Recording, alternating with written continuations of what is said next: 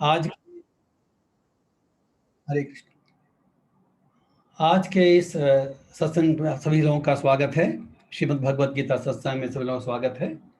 As usual हम सबसे पहले मंगलाचरण करेंगे। ओम अज्ञानतिमिरान्धस्य ज्ञानाञ्जनशलाकया चक्षुरुन्मीलितं येन तस्मै श्रीगुरुवे नमः। श्रीचैतन्यमनोभीष्टं स्थापितं येन भूतले स्वयं रूप कदा मह्यं ददाति स्वपदान्तिकम्।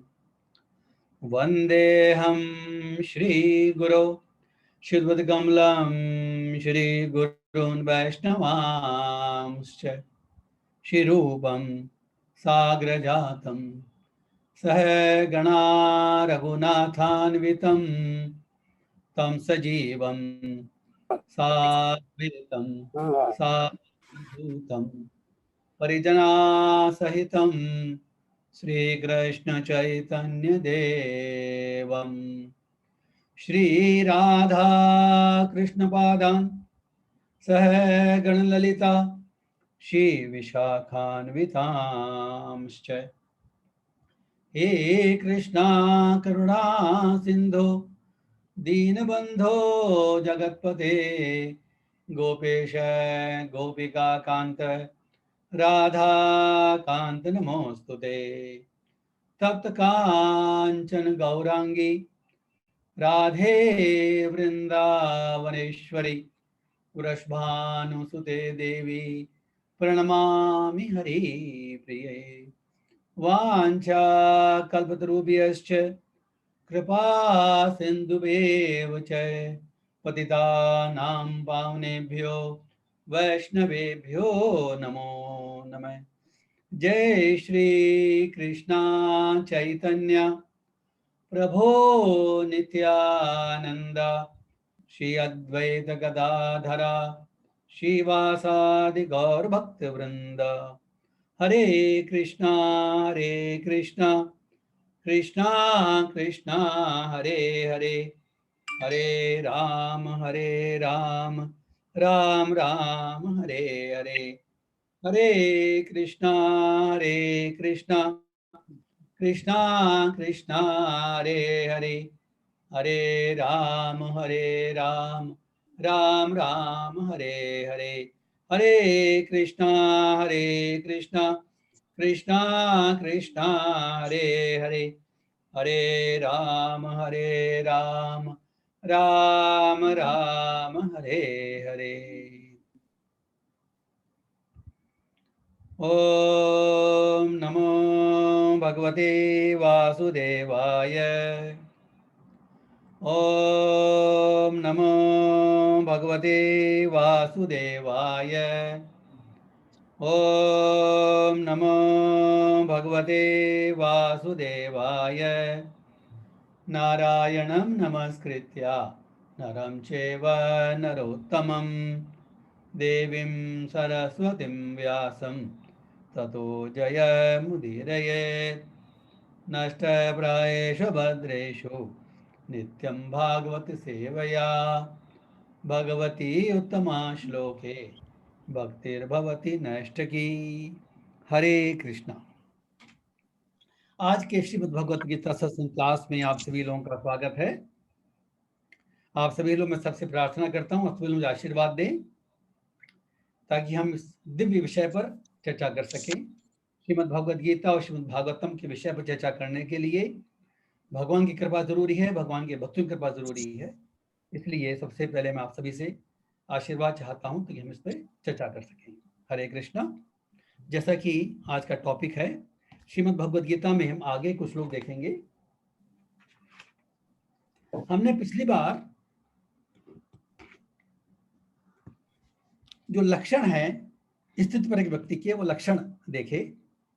आज हम देखेंगे कि लक्षण स्थित पर के व्यक्ति के जो लक्षण है उनको प्राप्त करने के लिए मुख्य साधन क्या है, इसके बारे में कुछ श्लोक भगवत। और साथ में जो प्रहलाद महाराज चित्रण देखेंगे वो एक प्रैक्टिकल हमारे सामने एग्जाम्पल हैं जो इस तरह व्यक्ति हैं, भगवान के भक्त हैं, उनका आचरण कैसे रहता है उसके बारे में चर्चा करेंगे। इन दोनों को समन्वय करके हम चलेंगे। तो सबसे पहले गीता को श्लोक लेते हैं। तो अभी तक हमने देखा कि जो लास्ट श्लोक हमने देखा था, हमने देखा था कि हमको जब सेंस कंट्रोल करते हैं, इंद्रिय निग्रह करना, कंट्रोल करना। हरे कृष्णा, एक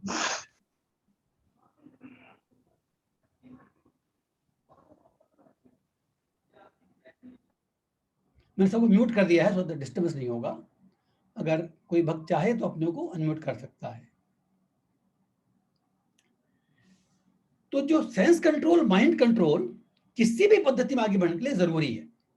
और हमने पिछले श्लोक में देखा कि जब कृत्रिम रूप से सेंस कंट्रोल करते हैं, अपने इंद्रियों को विषयों से अलग करते हैं, तो इंद्रियां तो कंट्रोल में हो जाती हैं, लेकिन जो रस जो है, इंद्रियों में जो विषयों का रस रहता है वो नहीं जाता। वो कब जाता है? परम दृष्टवा निवर्तते। जब हमको परम रस की अनुभूति होती है, भगवान के भक्ति के रस की अनुभूति की चर्चा की थी हमने, और ये देखा था कि भगवान की भक्ति के करने में जो खुशी मिलती है, आनंद मिलता है, जो ब्लिस मिलता है, वो कहीं अधिक है हमारे भौतिक विषयों के आनंद से। उसकी अनुभूति जब होगी तो ये जो हमारे जो भौतिक जगत में जो हम रस अनुभव करते हैं, विषयों रस अनुभव करते हैं, वो रस से हम निवृत्त हो सकते हैं। तो जितने भी योग के साधन है, इंक्लूडिंग भक्ति योग, उसमें मन को इंद्रियों कंट्रोल करना जरूरी है। जो हमने स्थित प्रज्ञ भक्ति के लक्षण देखे, उसमें भी हमने देखा कि किसी परिस्थिति में विचलित नहीं होता है। इसलिए भगवान अब एक बोलते हैं ना, फूल प्रूफ मेथड बता रहे हैं। भगवान स्वयं कहेंगे कि क्या करना चाहिए। हम देखिए श्लोक 60 में कह रहे हैं, हमने 59 देख लिया था, 60 श्लोक में देख रहे हैं, चैप्टर 2 का। यततो हि कौन्तेय पुरुषश्च विपश्चितः इंद्रियाणि प्रमाथीनि हरन्ति प्रसभम मनः। हे अर्जुन, इंद्रियां इतनी प्रबल तथा वेगवान हैं कि वे उस विवेकी पुरुष की मन को भी बलपूर्वक हर लेती हैं, जो उन्हें वश में करने का प्रयत्न करता है। एक ये सेंटेंस का भगवान ने कि जो विवेकी पुरुष है। अब विवेकी पुरुष का मतलब क्या है? हमने देखा ऑलरेडी, जो अपनी बुद्धि को भगवान के साथ में युक्त करना चाहता है। अभी जो चर्चा चल रही है वो बुद्धि योग की चल रही है। हमारी बुद्धि को भगवान से युक्त करना, हमारी बुद्धि को भगवान की भक्ति में लगाना। अभी मन की बात नहीं हो रही है, क्योंकि मन का स्टेज लेटर स्टेज है। हम जैसे हमको जो हमारे में विवेक होता है ना, तो विवेक से हम निर्णय करते हैं कि हमारे लिए क्या अच्छा है और क्या बुरा है। मन को बहुत चीजें अच्छी लगती है। हम प्रैक्टिकल लाइफ में देख सकते हैं, even not in spiritual life, practical life में देखते हैं कि मन को तो बहुत सी चीजें अच्छी लगती है, लेकिन हमको मालूम है, हमके हमारी बुद्धि में ये विवेक है कि भाई ये जो चीज अच्छी लग रही है ये मेरे लिए ठीक नहीं है, तो मैं इसको नहीं करूंगा। तो ये विवेक बुद्धि है, तो हमारी बुद्धि है वो। तो विवेकी पुरुष मीन्स ऐसा पुरुष जिसने अपने विवेक को विकसित कर लिया है और उसने निश्चय कर लिया है कि मुझे भगवान की भक्ति करनी है, लक्ष्य डिसाइड कर लिया उसने। उस विवेकी पुरुष के मन को भी ये इंद्रियां इतनी प्रबल हैं कि उस विवेकी पुरुष के मन को हर लेती हैं। क्योंकि मन का जो कंट्रोलर है ना, मन जो कंट्रोल, इंद्रियां मन को बोलती हैं, मन को कंट्रोल करना जरूरी है, लेकिन इंद्रियां इतनी बलशाली होती है कि मन को वो बलपूर्वक हर लेती है, जो उन्हें वश में करने का प्रयत्न करता है। वो विवेकी है, इसलिए वो इंद्रियों को वश में प्रयत्न कर रहा है, विवेकी है वो, लेकिन इंद्रियां इतनी प्रबल है कि फिर भी वो मन को हर लेती है। फिर क्या करना चाहिए? भगवान नेक्स्ट श्लोक में जो हमने कोट किया था आज के टॉपिक में, उसमें हम स्वयं बोल रहे हैं क्या करना चाहिए। तानि सर्वाणि संयम्य युक्त आसीत मत पर है। ये जो मत पर है वर्ड है, ये ध्यान देने के लिए योग्य है। युक्त आसीत मत पर है, मेरे परायण हो। वशे यशेन्द्रियाणि तस्य प्रज्ञा प्रतिष्ठिता। तानि सर्वाणि संयम्यम मीन्स इंद्रियों को पूर्णतया वश में रखते हुए। भाई इंद्रियों को वश में रखने का तो प्रयत्न करना पड़ेगा, पहले भी कर रहे थे, अभी भी कर रहे हैं। अभी और क्या कर रहे हैं हम? युक्त आसीत मत पर है और अपनी चेतना को मुझ में स्थिर कर देता है। जो इंद्रियों को पूर्णतया वश में रखते हुए इंद्रियों का संयम करता है, ये तो पहली बात है। तानि सर्वाणि संयम्य मीन्स इंद्रियों को वश में करने का प्रयत्न करता है। युक्त आसीत मत पर है, अपनी चेतना को मुझ में स्थिर कर देता है। कॉन्शियसनेस, हमारी जो चेतना है, इसलिए बोलते हैं कृष्णा कॉन्शियसनेस। हम अपनी चेतना को भगवान में स्थिर करते हैं, मत पर है। ये भगवान स्वयं कह रहे हैं कि मेरे परायण हो। भगवान के परायण होने का मतलब क्या है? भगवान के परायण होने का मतलब यह है कि जो भगवान ने शिक्षा दी है भगवत गीता में, उस शिक्षा का पालन करें और चिंतन का विषय जो है वो भगवान रहे। हमारे चिंतन का विषय हमारे, देखिए इसमें इसको आगे और डिटेल में एक्सप्लेन करेंगे। इसको मतलब भगवान एक्सप्लेन करेंगे, हम क्या करेंगे, भगवान एक्सप्लेन कर रहे हैं कि मन में प्रॉब्लम कहाँ आती है। लेकिन अभी जो भगवान एक फॉर्मूला दे रहे हैं कि भाई इंद्रियों को वश में करते समय, उसका प्रयत्न करते समय वो तो करना ही है। आप अपनी चेतना को मेरे में लगाओ, मेरे परायण हो। फिर क्या होता है? जो अपनी चेतना को मुझ में स्थिर कर लेता है वह मनुष्य स्थिर बुद्धि कहलाता है। तो भगवान ने यह कहा, दो श्लोक हमने देखे। पहले श्लोक में कहा कि भाई हर योग के अंदर इंक्लूडिंग बुद्धि योग इंद्रियों को कंट्रोल करना जरूरी है, लेकिन बाद में कहते हैं कि इंद्रियां प्रबल हैं, वो मन को बल को हर लेती हैं, इसलिए तुम अपनी चेतना को, अपने मन को मुझ में लगाओ। मतलब क्या है? इसका मतलब क्या है? देखिए, मन को कोई ना कोई विषय चाहिए, ब्लैंक नहीं रह सकता मन। तो हमारा मन स्वाभाविक रूप से, नेचुरली अभी संसार में लगा हुआ है, उसको लगाने की जरूरत नहीं पड़ती कि भाई संसार बोलता है कि मेरे मन लगाओ, तो लगा हुआ है ऑलरेडी। हमको क्या करना है कि जो मन संसार में लगा हुआ है उस मन को भगवान के परायण होने में लगाओ। भगवान के परायण होने में लगाने का मतलब यह है कि भगवान की भक्ति करने का प्रयत्न करो, जैसा शास्त्रों में आदेश दिया गया है। जैसा हमारे जो वरिष्ठ वैष्णव जन है, जो आचार्य जन है, वो हमको बताते हैं, जो हमारे शास्त्र बताते हैं, उन्हीं का मैसेज हमारे आचार्यों ने हमको दिया है। श्रीमद् भगवद गीता एंड श्रीमद् भागवतम।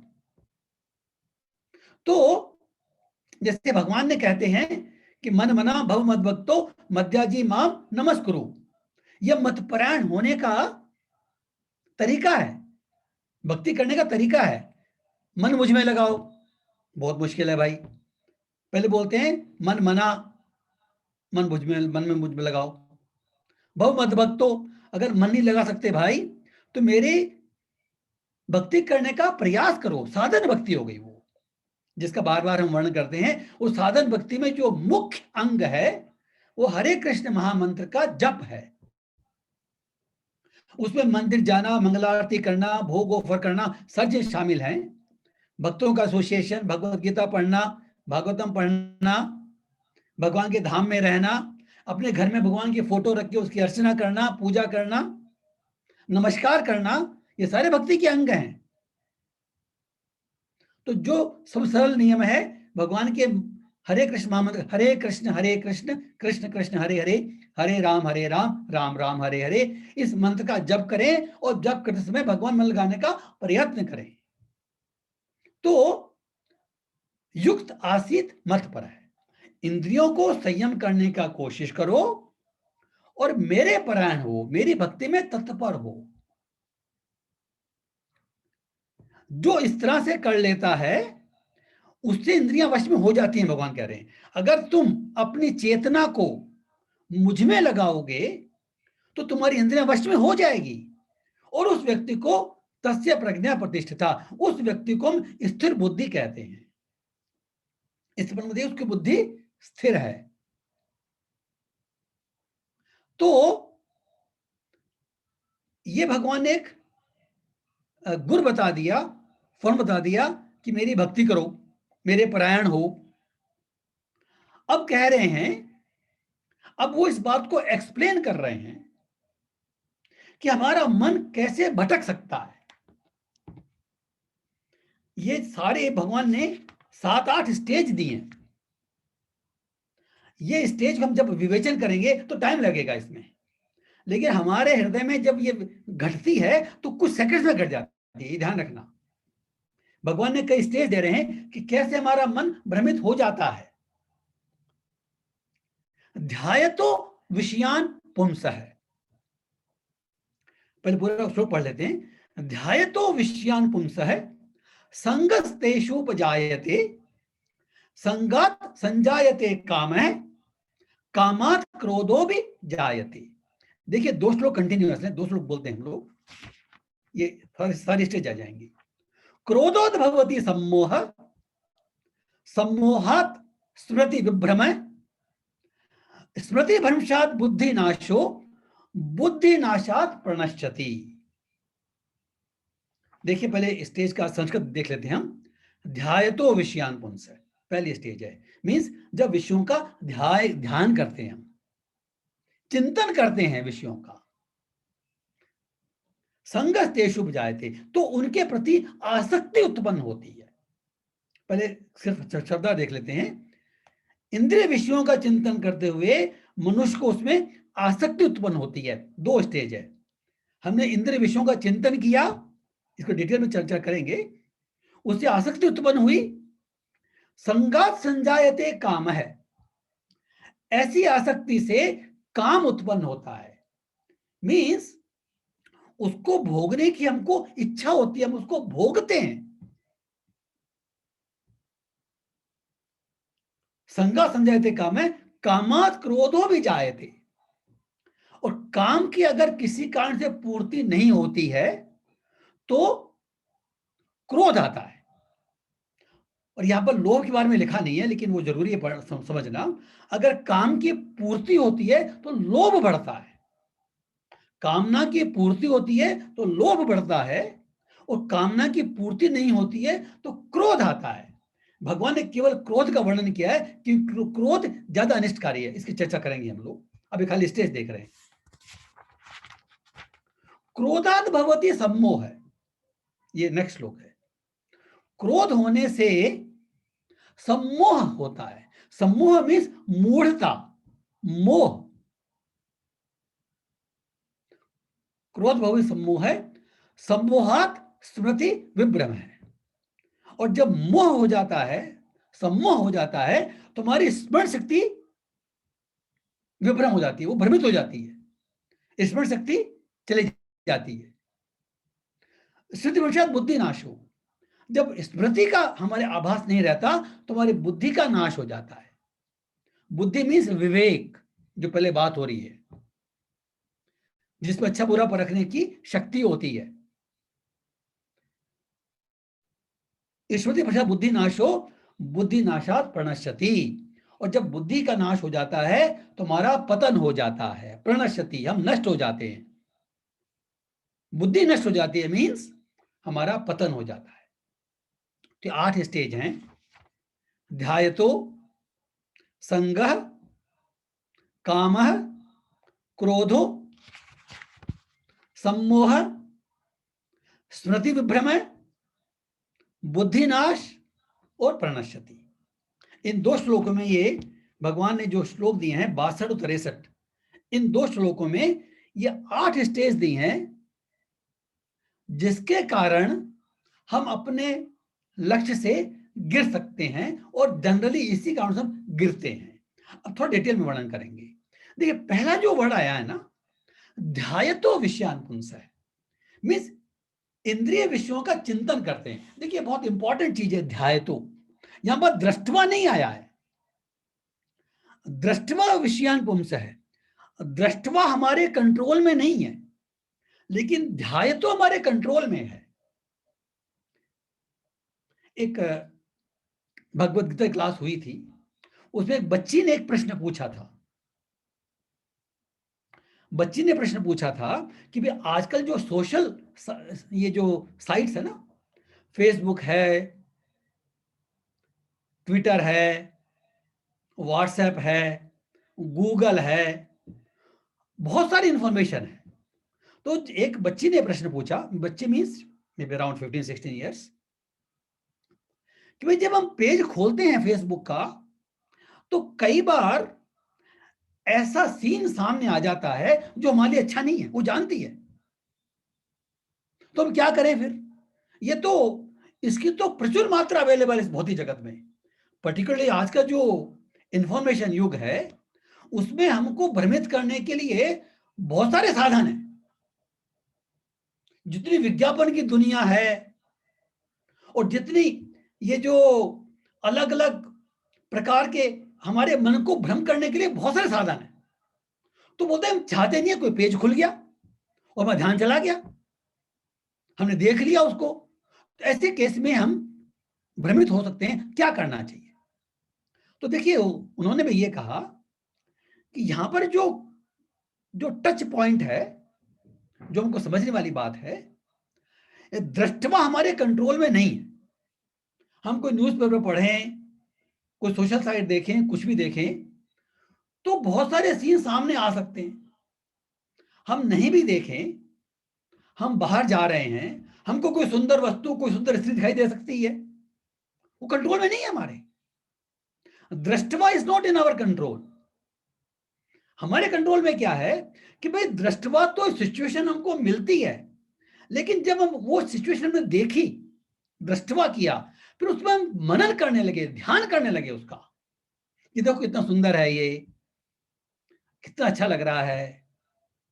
जब उस विषय का चिंतन करते हैं ना, ध्यान करते हैं, तो उसके कारण संघर्ष तेषु जायते, उसके कारण उसमें आसक्ति आती है।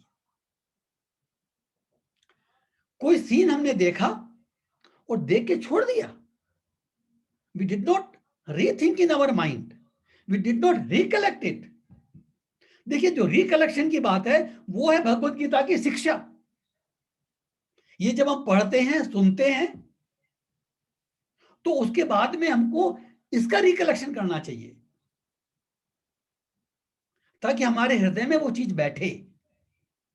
लेकिन जो चीज, भौतिक चीज हमको दिखाई देती है, जिसमें हमारा मन जाने की कोशिश करता है, वो अगर दृष्टवा भी हो जाता है तो ध्याय तो नहीं होना चाहिए। हमारा जो पतन का जो पहली स्टेज है वो दृष्टवा नहीं है, वो है ध्याय। तो जो हमको दृश्य दिखाई दिया, उसका, उस विषय का हम चिंतन करने लगे, ध्यान करने लगे, तो जो नेक्स्ट स्टेज आएगी, संगत शुभ जायते, फिर उसमें आसक्ति आएगी।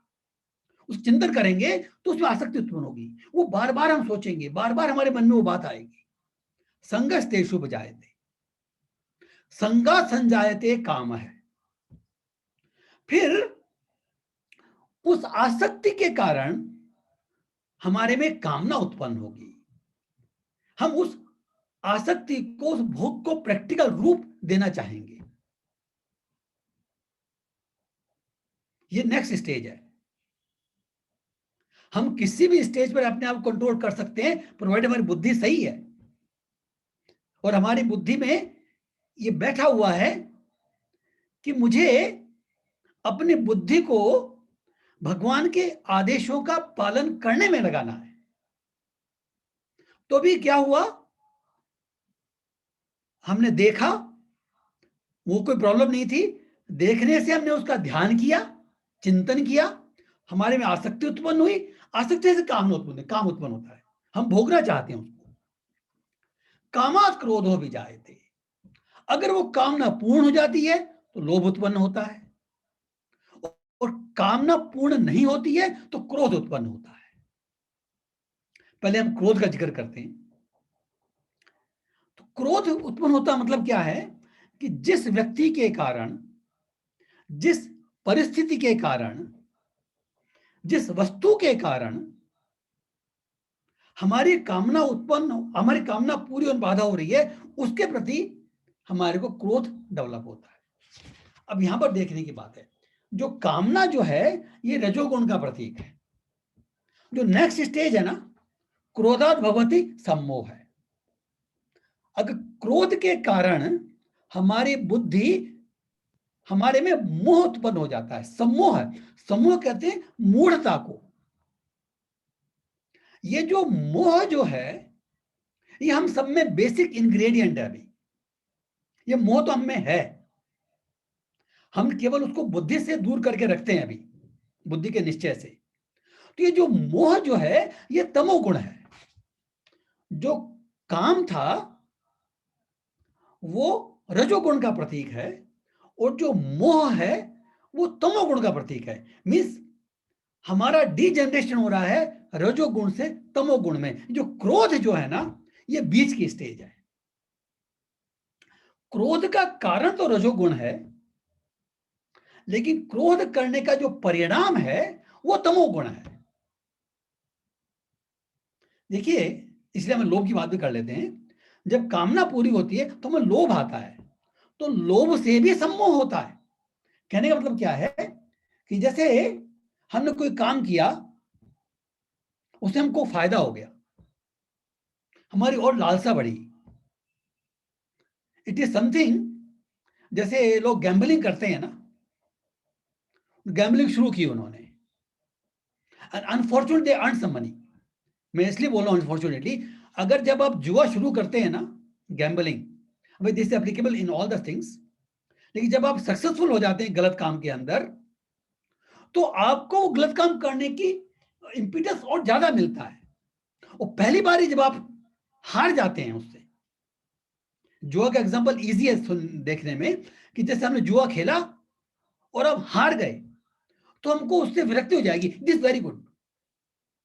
कोई भी व्यक्ति जिसने जुआ खेलना शुरू किया, वो अगर शुरू में जीत जाता है, उसको अगर ही गेट सम एडवांटेज बेनिफिट, वो उसे ज्यादा हानिकारक सिद्ध होता है, क्योंकि फिर उसका लोभ इतना बढ़ जाता है कि goes for more and more and more, and then he loses the maximum. जितना कमाए उसका 10 गुना लूज कर देता है। ये मैंने प्रैक्टिकल भी देखा है। जो लोग सट्टा खेलते हैं उनके घर बर्बाद हो जाते हैं। इसलिए जो गैम्बलिंग ऐसी ऐसी चीज है, जो हमारे जो हरे कृष्ण 4 रेगुलेटरी प्रिंसिपल हैं उसमें गैम्बलिंग को मना किया है, प्रोहिबिटेड। तो फिर भी जो लोभ जो है उसमें जो इंटेंशन रहता है हमारी खुद की कामना पूर्ति में रहता है, लेकिन क्रोध में जो इंटेंशन है वो दूसरों का अनिष्ट करने में रहता है। इसलिए क्रोध जो है वो ज्यादा डेंजरस माना गया है, और भगवान ने जो वर्ड यूज किया है केवल क्रोध का यूज किया है। वैसे हमको सम्मोह तो लोभ से भी हो जाता है, क्योंकि जब हमको लोभ बढ़ जाता है तब भी हमको, समूह का मतलब क्या है कि हमारे में हमारा जो ये समूह का जो नेक्स्ट स्टेज है स्मृति विभ्रम है। मींस स्मृति विभ्रम का मतलब क्या है कि भाई हमने कुछ डिसाइड कर रखा, हमारे में स्मृति है कि भाई ये करना चाहिए, ये नहीं करना चाहिए, उसके आधार पे हम काम करते हैं। वो स्मृति खत्म हो गई बिकॉज ऑफ सम्मोह, भूल जाते हैं उसमें। जैसे अगर प्रैक्टिकल एग्जांपल देखें, कई बार व्यक्ति क्रोध के कारण अपने ही स्वजनों का अनिष्ट कर देता है। हम देखते हैं पेपर्स में, अपने बाप को, अपने पुत्र को, अपनी पत्नी को, अपने पति को, अपने संबंधी को, अपने फ्रेंड को ही क्रोध में कुछ भी कर देते हैं। क्यों? क्योंकि उनकी बुद्धि भ्रमित हो जाती है, उनको ये विवेक नहीं रहता कि क्या करना चाहिए क्या नहीं करना चाहिए, उनकी स्मृति खत्म हो गई। और स्मृति खत्म हो जाती है, स्मृति फिर बुद्धिनाश। नेक्स्ट बुद्धिनाश। बुद्धि मीन्स नया विवेक, नया विचार उत्पन्न करने की शक्ति। जैसे हमारे सामने कोई परिस्थिति आती है, अगर हमारे में क्रोध मोह नहीं है और हमारी परिस्थिति हमारे सामने आती है और हम उसमें ललचाने की कोशिश करते हैं या उस गलत काम करने की कोशिश करते हैं, हमारी बुद्धि हमको समझाती है, विवेक है, ऐसा मत कर। तो निश्चय किया हुआ है कि हमको ऐसे जीवन जीना है। I don't have to go away from my path. तो ये विवेक शक्ति जब हमारी स्मृति खत्म हो गई, जब हमको जो इंस्ट्रक्शंस जो मिली थी वो भूल गए, तो हमारी बुद्धि नाश होगी। और बुद्धि नाश होते प्रणश्यति। प्रणश्यति मतलब क्या है कि भाई जिस लक्ष्य का हम पालन करने जा रहे थे उस लक्ष्य से हम नीचे गिर जाते हैं। यहां पर हम पतन का अर्थ ये लेते हैं, हमारी बुद्धि का निश्चय था कि हम इस जीवन में ऐसे कार्य करें ताकि हमारा एलिवेशन हो, हमारा जो मार्ग है, सीढ़ी है, ऊपर की ओर जाए, आध्यात्मिक हो चाहे भौतिक हो। यहां पर जो एम्फेसिस है वो आध्यात्मिक जीवन का है कि हम जो हैं उससे ऊपर की ओर जाएं, दिस आवर लक्ष्य। और अगर हमने ये सब में कहीं कंट्रोल नहीं कर पाए तो हम ऐसा काम कर बैठते हैं जिससे हमारा पतन हो जाता है, हम भवबंधन में वापस गिर जाते हैं। ये कहने का मतलब ये है, भवकूप में पुनः गिर जाता है। इसका जो भगवान प्रभु जी ने एग्जाम्पल दिया है, जो अर्थ दिया है, बुद्धि नष्ट होने पर मनुष्य भवकूप में पुनः।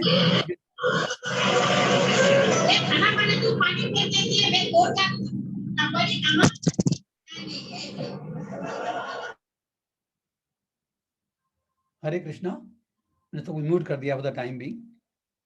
तो ये जो स्टेज हैं, ये हमने इसकी चर्चा की कि ये जो स्टेज का विवेचन करने तो 15-20 मिनट लग गए, may be more than that, I don't no.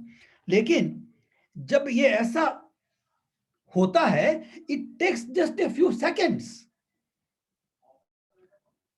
ये सारे का सारा ध्यायतो विषयान् पुंसः संगस्ते शुभ जायते, संगा सदे कामः कामः क्रोधो भी जायते, क्रोधात् भवति सम्मोहः, सम्मोहात् स्मृति विभ्रमः, इससे पंचा बुद्धिनाशो बुद्धिनाशः प्रणश्यति। जैसे बिजली का करंट कार्य करता है वैसे कार्य करता है। हमको ये चांस नहीं मिलता बाद में। तो सबसे जो बुद्धिमानी है वो इसी बात में, जो पहली जो स्टेज है ध्याय, तो ये जो भगवान ने कहा ना कि मत परायण है, मेरा चिंतन करो, मेरे में ध्यान लगाओ, तो जो ध्याय तो जो है वो बहुत इंपॉर्टेंट है। जब हम ध्याय तो हमारा जो चिंतन, हमारा जो कॉन्शियसनेस, हमारी जो भावना, वो भगवान की भक्ति से हटकर संसार में आ जाती है। देखिए यहां पर काम करने को ना, क्या आगे श्लोक देखेंगे हम, भौतिक कार्य कर्मों का मना नहीं किया गया है, ये पहले भी कई बार चर्चा हुई है। नेक्स्ट श्लोक में फिर भगवान बताएंगे, कार्यों को रोकने चर्चा नहीं हो रही है, कॉन्शियसनेस, हमारी भावना, हमारी चेतना, सिर्फ उसको कंट्रोल करने की बात हो रही है, उसको भगवान में लगाने की बात हो रही है। हम संसार में आए हैं, हमारे बहुत सारे कर्तव्य हैं, कर्तव्य पूरे करने हैं, नो डाउट अबाउट दैट। खाना भी है, पीना भी है, परिवार का पोषण भी करना है, बिजनेस भी करना है, नौकरी भी करनी है, सारा काम करना है, नो डाउट अबाउट इट। लेकिन हमारी चेतना, हमारी भावना मत परायण है। ये भगवान ने जो मत परायण का पहले जो श्लोक दिया था, अब ये कह रहे हैं कि अगर मेरे परायण नहीं रहोगे तो विश्वों के परायण हो जाओगे, और विश्व परायण होने से ये नुकसान होता है। तो भगवान ने देखिए विधि और निषेध, क्या करना है और क्या नहीं करना है, ये दोनों बातें सीखना जरूरी है। शास्त्रों में हमको इसलिए बताते हैं कि विधि और निषेध। हरे कृष्णा में भी विधि बताई है क्या करना चाहिए और निषेध बताए क्या नहीं करना चाहिए। डॉक्टर जब दवाई देता है तब भी वो बोलता है ना कि दवाई समय पे लो, ये दवाई खाने के पहले लो, ये दवाई खाने के बाद लो, ये दिन में 2 बार लो, ये दिन में 3 बार लो। ये विधि है, उसकी इंस्ट्रक्शन क्या करना है, कैसे करना है, क्या नहीं करना है। साथ में हमको निषेध बताते हैं कि ये नहीं खाना है, ऐसा नहीं करना है। There are so many dos and don'ts. तो हम कोई भी कार्य करते हैं उसमें दोनों में विधि और निषेध दोनों रहते हैं, ये करना है, ये नहीं करना है। तो अगर हम किसी भी मार्ग पर चल रहे हैं, पर्टिकुलर अध्यात्म मार्ग में चल रहे हैं, तो हमको विधि और निषेध दोनों का पालन करना है। इन दोनों का पालन करेंगे तो हमारे ध्यान तो नहीं आएगा, हमारी भावना, हमारी कॉन्शियसनेस हमारी हमेशा जो हम चाहते हैं भगवान स्थिर करने की वैसी रहेगी। अब देखिए भगवान फिर एक बार बोल रहे हैं, हम नेक्स्ट 2 श्लोक देखेंगे।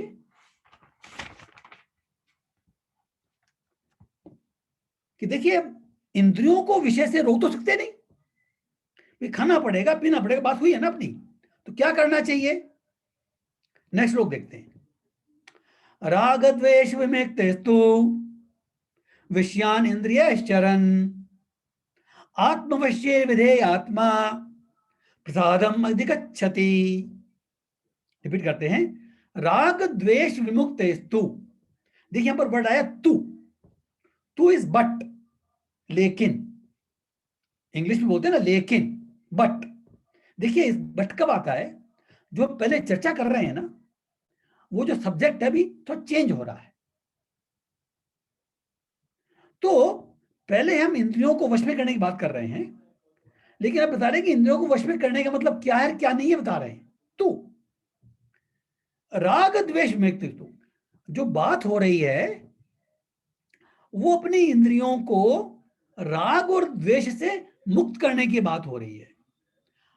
उसके द्वारा इंद्रियों से करके हम विषयान इंद्रिय चरण, जो इंद्रियों का विषय है वो हम भोग सकते हैं। चरण इज भोगना, इंद्रियों को विषयों से रोक नहीं सकते। हम अपनी चेतना को, अपनी भावना को शुद्ध कर सकते हैं, और शुद्ध करने का मतलब भगवान ने यहां पर क्या दिया है, राग द्वेष विमुक्त। राग और द्वेष से मुक्त हमारी इंद्रियां से, इंद्रियों के द्वारा हम इंद्रियों के विषयों का भोग कर सकते हैं। आत्मवश्येर विधेयात्मा, हम अपने मन को, अपनी इंद्रियों को कंट्रोल करते हैं। किस तरीके से, कि उसमें राग और द्वेष नहीं हो, और फिर हम उनके द्वारा इंद्रियों का, विषयों का भोग कर सकते हैं। ऐसा अगर करते हैं तो क्या होता है, प्रसादम अधिगच्छति। प्रसाद, भगवान की पूर्ण कृपा प्राप्त कर सकता है। देखिए इसका मतलब क्या हुआ, क्योंकि हम भगवान की आज्ञा का पालन कर रहे हैं, अपने सामर्थ्य के अनुसार कर रहे हैं, तो इसका करने के कारण हमको भगवान की कृपा प्राप्त होती है। प्रसादम अधिगच्छति, समस्त राग उद्देश्य से मुक्त, अपनी इंद्रियों के द्वारा संयम और वश में करके समर्थ व्यक्ति भगवान की पूर्ण कृपा प्राप्त कर सकता है।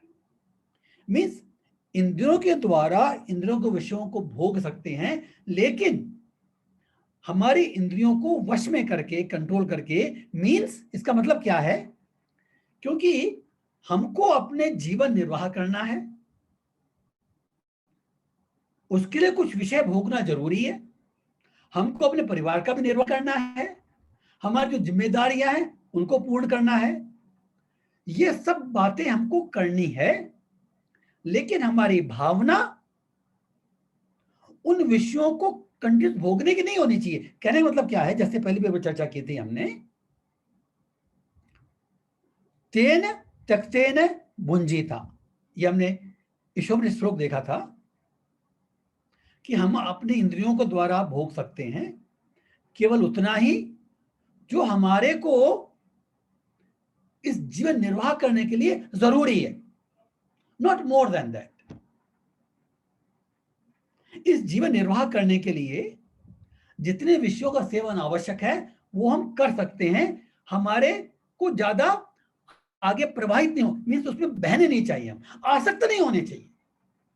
मेन बात आसक्ति की है। विषयों का होना या भोग करना इज नॉट ए प्रॉब्लम, लेकिन उन विषयों में आसक्त होना इज ए प्रॉब्लम। खाने में प्रॉब्लम नहीं है, खाने में आसक्ति हो गई तो प्रॉब्लम है। करेक्ट?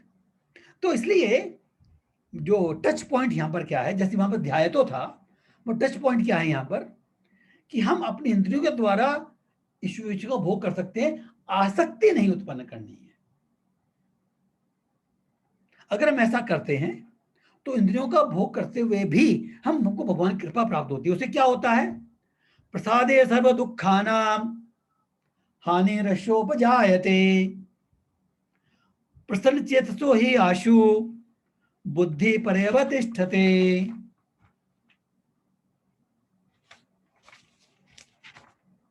मीन्स इस जब हम प्रसन्न होते हैं, हमको भगवान कृपा प्राप्त होती है, प्रसाद मिलता है, तो उस तुष्ट व्यक्ति के लिए संसार के तीनों ताप नष्ट हो जाते हैं। और ऐसी तुष्ट चेतना होने पर उसकी बुद्धि स्थिर हो जाती है। अब यहां पर एक बात ध्यान देने की है, यहां पर दे रहे हैं हानि रश्योपजायते, मीन्स सर्व दुखानाम हानि रश्योपजायते, सारे दुखों की हानि हो जाती है। हमको प्रसन्नता मिल गई और सारे दुखों की हानि हो गई। और सारे दुख जो हैं, कई बार चर्चा की है, हम त्रिताप बोलते हैं, आदि दैविक, आदि भौतिक, आदि आत्मिक। कुछ ऐसे ताप हैं, कुछ ऐसे दुख हैं जो आदि आत्मिक हैं, हमको अपने खुद के शरीर द्वारा मिलते हैं। शरीर में कहीं चोट लग जाना, कोई बीमारी हो जाना शरीर में, कहीं दर्द होना, ये हमारे खुद की शरीर के कारण है, आदि आत्मिक ये दुख हैं। आदि भौतिक, कुछ दुख ऐसे हैं जो हमको दूसरे व्यक्तियों के द्वारा, दूसरे जीवों के द्वारा दिए जाते हैं। जैसे वायरस है, ये पता नहीं जीव भी है कि नहीं, ये जीव मान लेते हैं इसको। कोई दूसरा व्यक्ति हमको हमको अपमानित कर सकता है, हमको नुकसान कर सकता है किसी तरह का, आदि भौतिक। कोई पशु, कोई पक्षी, कोई भी, एनीबॉडी। एंड देन आदि दैविक, ये जो वायरस जो है इसको हम आदि दैविक में मान सकते हैं। अगर ये चाइना ने नहीं बनाया तो आदि दैविक है, अगर चाइना ने बनाया है तो आदि भौतिक है। We don't know, but something is there. तो जो विपदाएं अपने आप आती हैं वो आदि दैविक है। तो इस संसार में तीन तरह के ताप।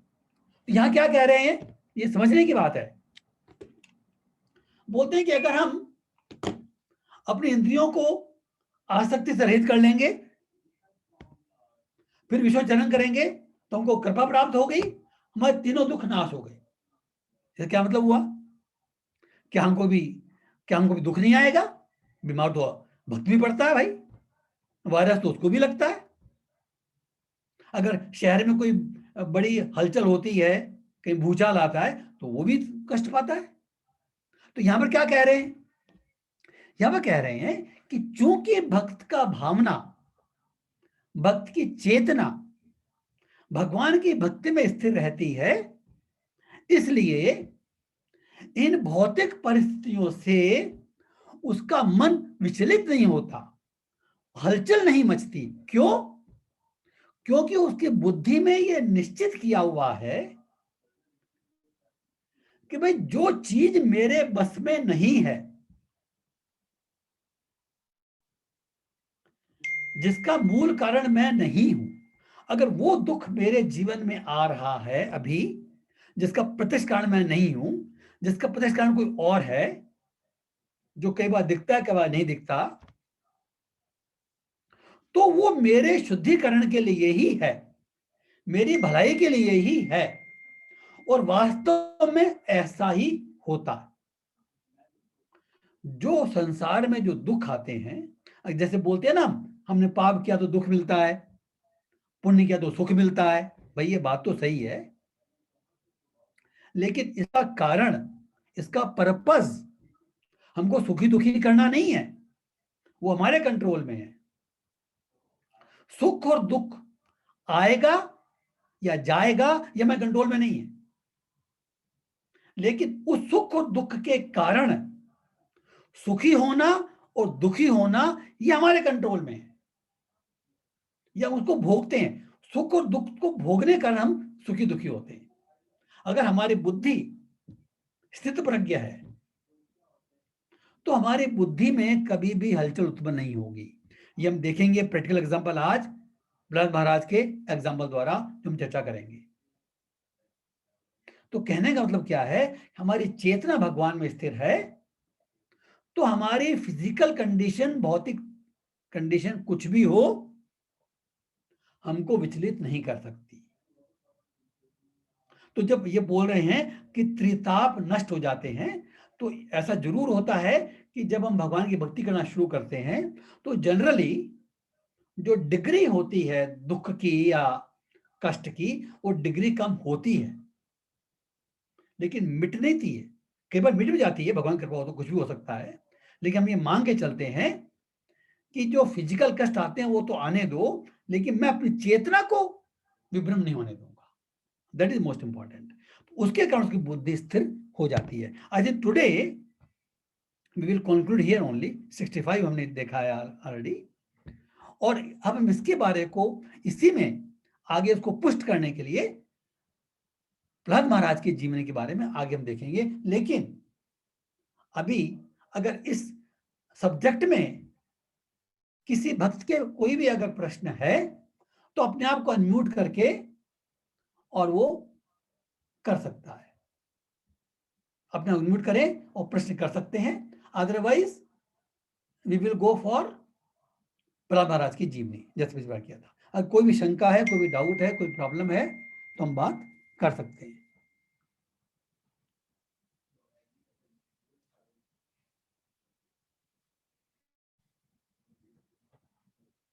हरे कृष्णा। अगर किसी मन प्रश्न तो बीच में पूछा, कोई प्रॉब्लम नहीं है, बीच में बात कर सकते हैं। तो हम आगे चर्चा करेंगे प्रहलाद महाराज की जीवनी की। अभी बहुत इंटरेस्टिंग टॉपिक है। इस बार हमने देखा था कि प्रहलाद महाराज को 2 बार, पहली बार जब लाया गया सामने, पूछा तुमको क्या चीज अच्छी लगती है, उसने कहा भगवान की भक्ति। उन्होंने उनको गुरुओं को डांटा, शंट और अमर्क, तो ठीक से पढ़ा के लाओ। दोबारा पढ़ाया, दोबारा लेके गए, फिर दोबारा उन्होंने बोला, उससे बड़ी बात बोल दी कि भगवान की नवदा भक्ति, जो पिछली बार हमने देखा था लास्ट श्लोक में, जो भगवान की नवदा भक्ति है वो सबसे श्रेष्ठ वस्तु है। अब और उसके बाद में तो उसने अपने हिरण्यकशिपु से बोल दिया कि तुम जैसे व्यक्ति को कभी स्मृति नहीं, कभी कृष्ण में मति नहीं आ सकती, न कृष्ण में मति।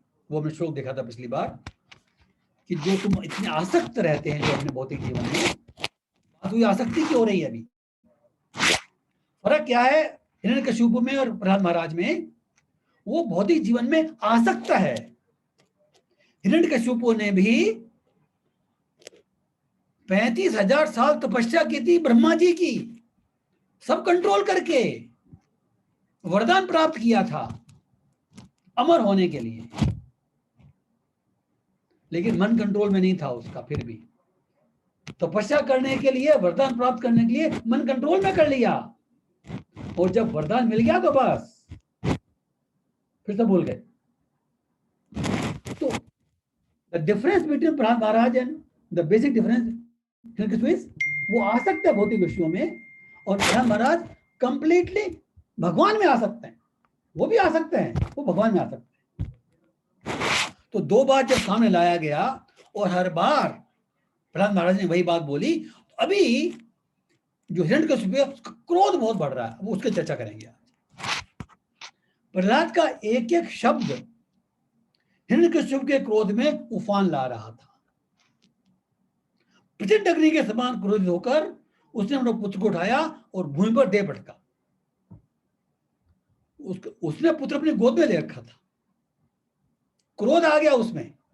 देखिए स्टेज वही हो रही है, जैसे क्रोध आया उसने अपने पुत्र को भूमि पर पटक दिया।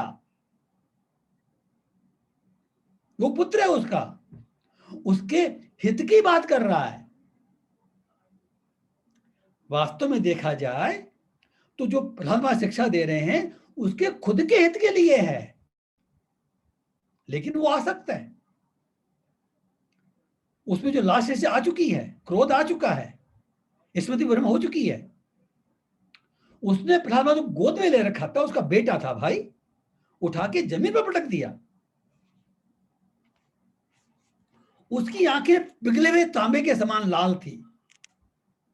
अपने सेवकों को आदेश देते हुए कहा कि इस लड़के को तुरंत मेरी आंखों सामने ले जाओ और जितना शीघ्र संभव हो सके मौत के घाट उतार दो।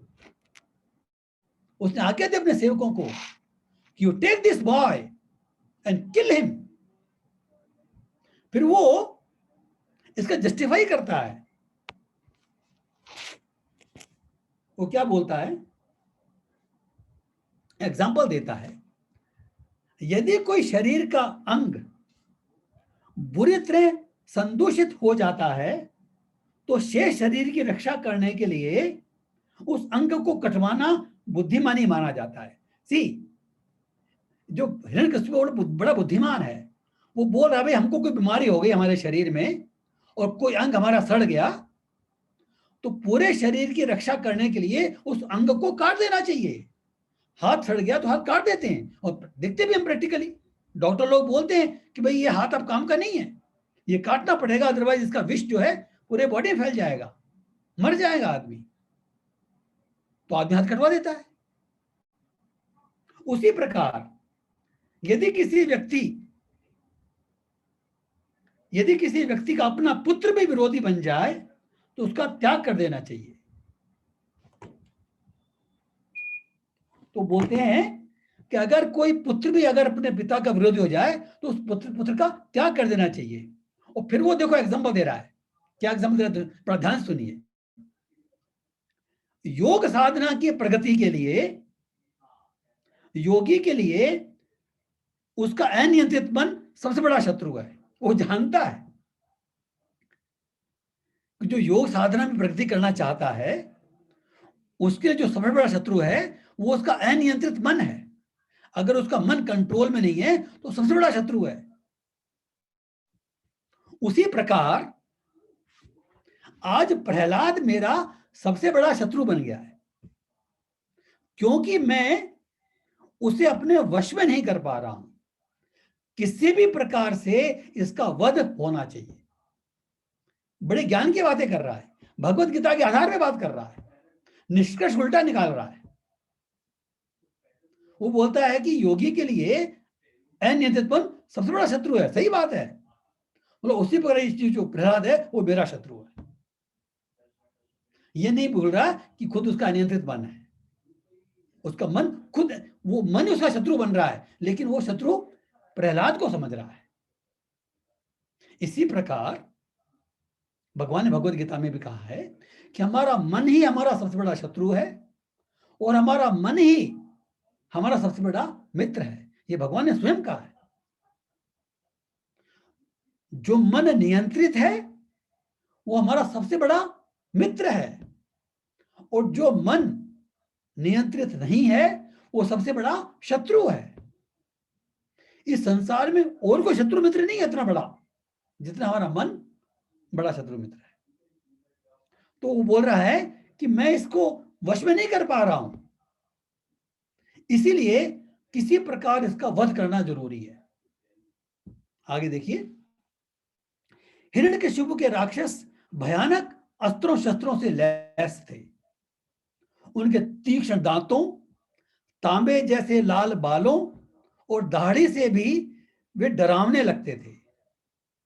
अपने स्वामी की आज्ञा पाते ही उन्होंने प्रहलाद को उठाया और ऊंचे स्वर में काट डालो भेद डालो, चिल्लाते हुए अपने भाले और त्रिशूल उसके सुकोमल देह में भोंकने लगे। परंतु प्रहलाद अविचलित भाव से, चेतना अविचलित प्रहलाद महाराज की बात वही हो रही है, तस्य प्रज्ञा प्रतिष्ठिता, उनका मन भगवान से विचलित नहीं हुआ, अविचलित भाव से वहां शांत बैठकर अपने अंतःकरण में भगवान विष्णु का स्मरण कर रहे थे। मत पर है, अपना ध्यान मुझ में लगाओ। प्रहलाद महाराज ने जो बाह्य जो स्थिति थी उसकी परवाह नहीं की, वो अपने मन में बैठ करके भगवान विष्णु का स्मरण कर रहे थे, हमेशा ही करते थे वो तो। उन असुरों के अस्त्र शस्त्र सब निष्फल रहे। जब हिरण्यकशिपु ने यह समाचार सुना तो वह भयभीत हो गया और अपने पुत्र को मारने की योजनाएं बनाने लगा। जब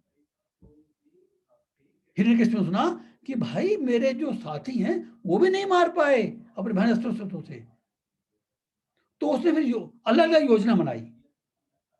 उसने प्रहलाद को विशाल काय पागल हाथियों के पैरों के निचले फेंककर रुदवाने का प्रयत्न किया। प्रहलाद महाराज को विषैले सर्पों से भरे एक गड्ढे में फेंकवा दिया।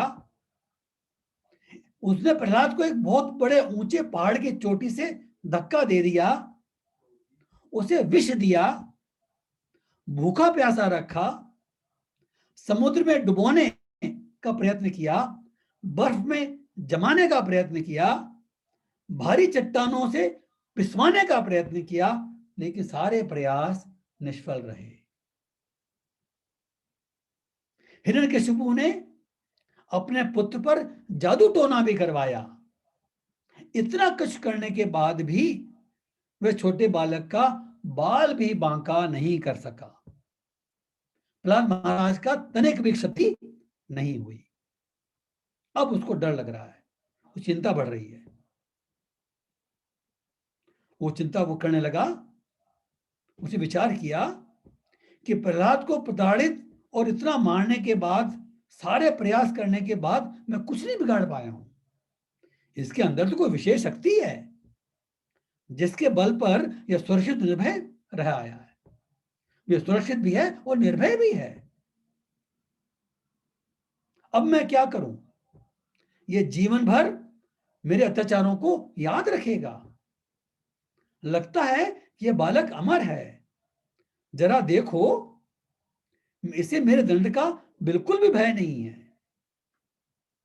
कहीं प्रहलाद बोल रहे हैं कहीं इस प्रहलाद के कारण आगे जाकर मेरा ही अंत नहीं हो जाए। इस तरह से वो निराश खड़ा था, उसकी कांति क्षीण हो गई थी, उसको कोई उपाय नहीं सूझ रहा था। तो षंड और अमर काय उन्होंने परामर्श दिया। उन्होंने क्या बोला? हे महाराज, आपकी भ्रकुट के हिलने मात्र से इस समस्त सृष्टि, समस्त लोकपाल कांपने लगते हैं। आपने अपने बाहुबल से तीनों लोकों पर वर्चस्व स्थापित किया है। हमारी राय में आपका निराश होने का कारण नहीं है। प्रहलाद एक छोटा बच्चा है, इसने क्या कहा क्या किया ज्यादा गंभीरता से नहीं लें। They wanted to pacify Hiranyakashipu, उनका काम है भाई। जब तक हमारे पिता शुक्राचार्य जी नहीं लौटते, विच्छंड मार्ग जो हैं शुक्राचार्य जी के पुत्र हैं, और शुक्राचार्य जी ओरिजिनल गुरु हैं सारे असुरों के। जैसे बृहस्पति गुरु हैं देवताओं के, वैसे ही शुक्राचार्य जी गुरु हैं असुरों के।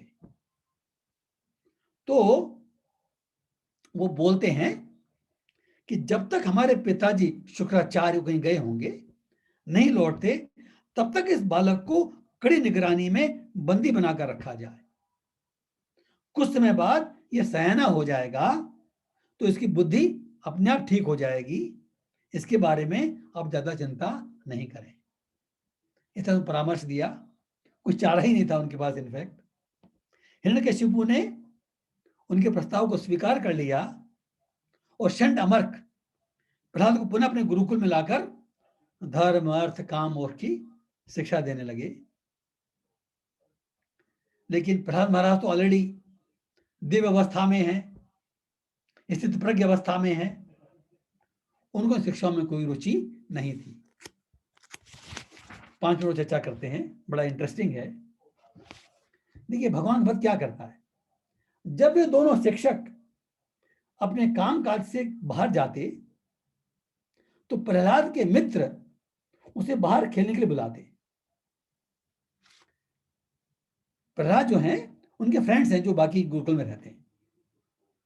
प्रहलाद मंद मुस्कुराते हुए मधुर वाणी में उन्हें भौतिकतावादी जीवन की व्यस्तता के बारे में उपदेश देते।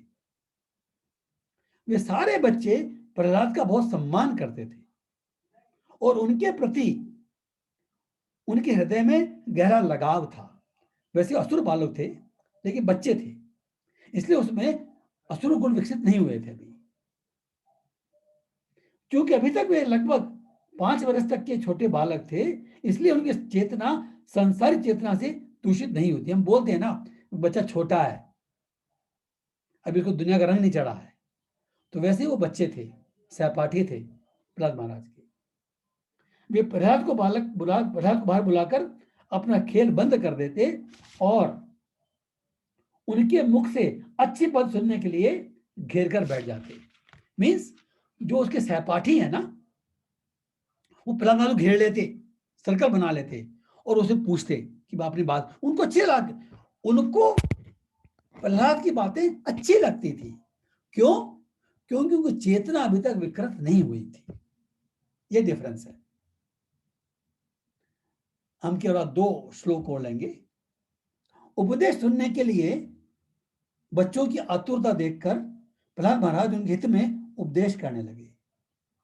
ये 2-3 पॉइंट देख लेते हैं। प्रहलाद क्या बोलते हैं बच्चों को, वो हमको भी सीखने की बहुत आवश्यकता है। बुद्धिमान व्यक्ति को चाहिए कि वो बचपन से भक्ति का अभ्यास करे, बचपन से। यह मनुष्य जीवन अत्यंत दुर्लभ है। यद्यपि यह अन्य शरीर के तरह अस्थायी है, किंतु फिर भी इस मनुष्य शरीर में भक्ति करके जीवन की सर्वोच्च पूर्णता प्राप्त की जा सकती है। भगवान विष्णु प्रत्येक जीव के स्वामी हैं और उनके परम हितैषी मित्र हैं, इसलिए हम सबके लिए उनकी भक्ति करना अत्यंत सहज है। घूम फिर करके बात जो है, प्रहलाद महाराज वहीं आते थे कि हमको ये मनुष्य जीवन मिला है, ये बहुत दुर्लभ है। ये जीवन तो ये भी टेम्परेरी है, क्योंकि जैसे बाकी जीवों में जब हम जन्म लेते हैं वो भी टेम्परेरी होते हैं, ये भी टेम्परेरी है, ये भी भौतिक है। लेकिन केवल इस मनुष्य जीवन में ही हमको भगवान की भक्ति करने का अवसर मिल सकता है। मनुष्य जीवन के अतिरिक्त ऐसी कोई योनि नहीं है जिसमें हमको भगवान की भक्ति करने का अवसर मिल सकता है। इनफैक्ट देव योनि में भी यह संभव नहीं है। उनकी चेतना भी भगवान में रहती है, लेकिन देव योनि में भी भोगों की इतनी प्रधानता रहती है कि वहां पर व्यक्ति जनरली भगवान की भक्ति नहीं कर पाता। इसलिए देव भी भगवान की भक्ति करने की इच्छा रख करके इसी लोक में आने की कामना करते हैं, ये कहा जाता है। तो ये समझा रहे हैं कि जो मनुष्य योनि है ये अत्यंत दुर्लभ है, इसको वेस्ट नहीं करना चाहिए। इसका सदुपयोग केवल भगवान की भक्ति करके हो सकते हैं, क्योंकि जो मनुष्य जीवन का, जो भौतिक जीवन का जो परम लक्ष्य है वो भगवान के प्रति अपना संबंध जागृत करना है। बस भगवान की भक्ति करके भगवान के साथ जो हमारा रिश्ता है, जो हम भूल गए हैं, उसको जागृत करना है केवल। तो इस तरह का उपदेश प्रहलाद महाराज जो हिरण्यकशिपु को बोल रहे थे, वही उपदेश दूसरी भाषा में बच्चों को दे रहे हैं, उनका और कोई काम नहीं है। तो आज का जो सेशन है वो यहीं पर समाप्त करेंगे। मैं सबसे आपसे रिक्वेस्ट करता हूँ, एक पॉइंट का रिक्वेस्ट करूंगा कि आप लोग जो काफी भक्त लोग रेगुलर आ रहे हैं, उनका बहुत धन्यवाद भी करूंगा मैं। और मैं चाहता हूं कि आप अपना फीडबैक दें कि भाई ये जो सेशन चल रहा है, क्या इसमें कोई बदलाव करने की जरूरत है? क्या ये आपको इसकी यूटिलिटी लग रही है, यूजफुल है? क्या आपको भगवान, ये विश्व, ये जीव के जो धारणाएं हैं, जो विचार हैं, जो हमारी विवेक है, वो क्या इसमें क्लियर हुई है? क्या इसके कारण हमको भगवान में भक्ति करने की प्रेरणा मिलती है? क्या हम भगवान के नाम का जप करने लगे हैं? तो इस तरह का फीडबैक अगर आप दे सकते हैं तो मेरे पर्सनल व्हाट्सएप मैसेज पे दे सकते हैं, चाहे तो आप ग्रुप में भी दे सकते हैं। अगर ग्रुप में नहीं देना चाहें तो आप पर्सनल भी दे सकते हैं। मैं चाहता हूं फीडबैक दें। अगर हम किसी तरह से भी इसको इंप्रूव कर सकते हैं, हम इसमें आगे कुछ चेंज कर सकते हैं, तो we will do very very happily, ताकि हम सब लोगों का कल्याण हो। बेसिकली जो भगवत गीता का जो सेशन है, इसका उद्देश्य हम सब लोगों का सामूहिक एलिवेशन है। जो बोलता है, जो सुनता है, उन दोनों का शुद्धिकरण होता है, क्योंकि ये भगवान का मैसेज है। ये भगवान का मैसेज है, इसलिए इसको बोलने से और सुनने से दोनों का ही शुद्धिकरण होता है।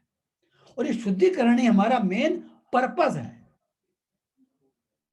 तो मैं ये चाहता हूं कि आप अपना निष्पक्ष, ऑनेस्ट फीडबैक दें, ताकि हम आगे और भी इंप्रूव कर सकें।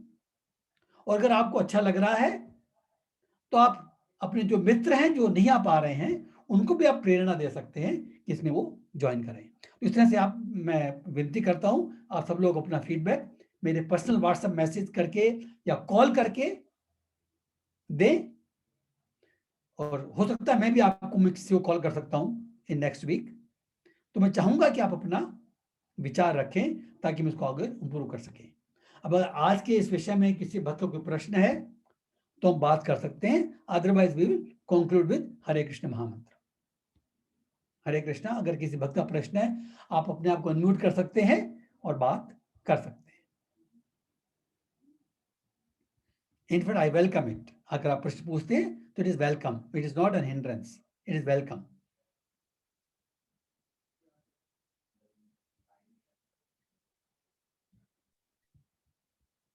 हरे कृष्णा प्रभु जी। हरे कृष्णा। हरे कृष्णा। यस प्रभु जी, बोलिए प्रभु जी। ये जो अपन कह रहे हैं कि ये भगवान के मुख से निकला हुआ है, हाँ हाँ तो वो अब व्हाट्सएप पे देखा था, अभी किसी ने कहा था कोई 7,000 साल पहले महाभारत हुई थी, हाँ चौदह हाँ। साल 14,000 साल पहले रामायण हुई थी, और 21,000 साल पहले सतयुग था। तो 7,000 पहले श्री कृष्ण भगवान ने जो ये कहा, जो अपन आज कह रहे हैं कि उनके मुख से निकला हुआ है, तो ये कैसे माने कि 7,000 साल पहले कहा हुआ वैसा का वैसा आज अपन जो सुन रहे हैं, बोल रहे हैं, ये वही है? हाँ देखिए, पहली बात क्या? तो मैं, हाँ ठीक है। और कोई और नेक्स्ट नेक्स्ट पॉइंट। ये क्या इसको मान ही ले, या मतलब इसका कोई शाश्वत प्रमाण भी है, ऐसा कैसे मान? हाँ ठीक है, नहीं यही बात है ना कि हरे कृष्णा। देखिए पहली बात तो ये है कि ये जो टाइमलाइन आपने दी है ना, जिसने भी दिया टाइमलाइन, ये सही नहीं है। जो भागवतम, सॉरी, जो जो भगवत गीता हुई है, उसका जो टाइमलाइन है वो 5,000 कुछ साल हुए हैं, नॉट 7,000 ईयर्स। और जो रामायण की जो बात हो रही है वो त्रेता युग में हुई थी। द्वापर युग जो है, जैसे कलयुग की जो अवधि बताते हैं 4,32,000, द्वापर की है 8,64,000। जी। ये त्रेता उसके पहले की बात है। तो टाइमलाइन बिल्कुल सही नहीं है, ये शास्त्र आधारित नहीं है। ओके, नंबर 2, हम कैसे माने? देखिए बात यह है कि ये जो भगवत गीता और श्रीमद् भागवतम है, ये भगवान का शब्द प्रमाण है। इनको ये स्वयं प्रमाणित है। कैसे मानते हैं हम? ये जो इसके भगवत गीता के शिक्षा का पालन करते हैं, इसे भगवान ने स्वयं कहा है। ये इनफैक्ट ये जो शिक्षा जो है ना भगवत गीता की, this is not only 1000 years old, it is from time immemorial. भगवान ने स्वयं कहा है चौथे श्लोक में, चौथे अध्याय में, कि ये जो योग था ये अनादिकाल से चला आ रहा था। मैंने ये सबसे पहले विवस्वान को दिया था। देखिए मैं आपको पढ़ के बताता हूं, ये हमने एक बार चर्चा की हुई है। This is not only, this is शाश्वत। ये 4-5 साल पहले बोला, उसके पहले नहीं था, ऐसी बात नहीं है। देखिए भगवान कह रहे हैं चौथे अध्याय में, इमं विवस्वते योगम प्रोक्तवान महम अव्ययम विवस्मान मनवे प्राह मनुष्यवा के अब्रवीत। भगवान श्री कृष्ण ने कहा, हे मैंने इस अमर योग विद्या का, it is not 5000 years, it is शाश्वत, इटर्नल। जब इस ब्रह्मांड की उत्पत्ति होती है, ब्रह्मा जी पहले जीव प्रकट होते हैं, और ब्रह्मा जी के हृदय में भगवान स्वयं गर्भोदक्षाई विष्णु वेदों का पूर्ण ज्ञान उनके हृदय में स्वयं देते हैं। यह हम भागवत में देखेंगे। तो उन्होंने क्या कहा, मैंने इस अमर विद्या का उपदेश सूर्यदेव विवस्वान को दिया, विवस्वान ने मनुष्य के पिता मनु को दिया, और मनु ने उसका उपदेश इक्ष्वाकु को दिया।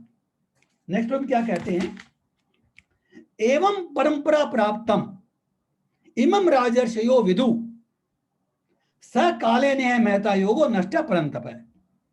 इस प्रकार यह परम विज्ञान गुरु परंपरा द्वारा प्राप्त किया गया और राजर्षियों ने इसे इसी विधि से समझा। मीन्स भगवान ने दिया, अगर हम भागवत जाते हैं, भगवान ने दिया ब्रह्मा जी को, ये इसमें कई श्रृंखला आती है।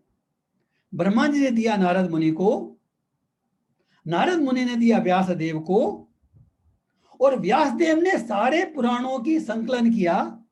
उन्होंने महाभारत का संकलन किया, उन्होंने उसका रचना नहीं की है, संकलन किया है। जो ऑलरेडी हो चुका था, जो घटनाएं हो चुकी थी, उनका विवेचन, दिया history. Ramayana, Mahabharata, all Puranas, they are history. They are the representation of all the happenings happened in the past, practical happenings. उन्होंने केवल संकलन किया है, और उसी महाभारत के अंदर ये भगवत गीता के एक अंश है। और ये कलयुग के बिगिनिंग में और द्वापर युग के अंत में इसकी रचना हुई है। ये हम शास्त्रों में देख सकते हैं। तो ये जो योग विद्या है ये शाश्वत है, ये कोई बना नहीं सकता। धर्मम तो साक्षात भगवत प्रणीत है। तो इसको हमको केवल शास्त्र प्रमाण के आधार पर ही हम उसको मान सकते हैं, क्योंकि इसको हम प्रत्यक्ष प्रमाण के आधार पर नहीं ले सकते। और दूसरी बात क्या है कि हमारी जो प्रत्यक्ष इंद्रियां, भौतिक इंद्रियां हैं, भौतिक बुद्धि है, उसकी क्षमता है सीमित।